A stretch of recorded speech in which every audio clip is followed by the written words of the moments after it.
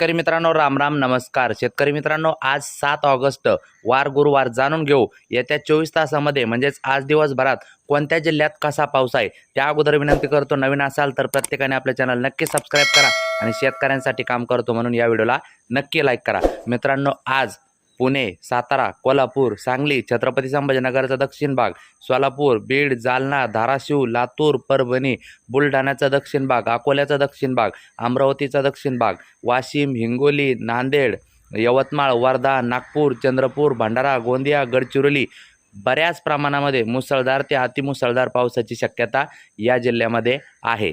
मित्रांनो, त्यानंतर रायगड, रत्नागिरी, सिंधुदुर्ग, कोकण किनारपट्टीमध्ये मध्यम स्वरूपाचा पाऊस असेल. त्यानंतर मित्रांनो, राहिलेले जे काही भाग आहे मग त्यामध्ये मुंबई, ठाणे, पालघर, नाशिक, जळगाव या भागामध्ये थोडासा हलक्या स्वरूपात स्थानिक वातावरण तयार झाले तरच पाऊस आहे. उत्तर महाराष्ट्रात मात्र पलीकडे पाऊस नाही. धन्यवाद.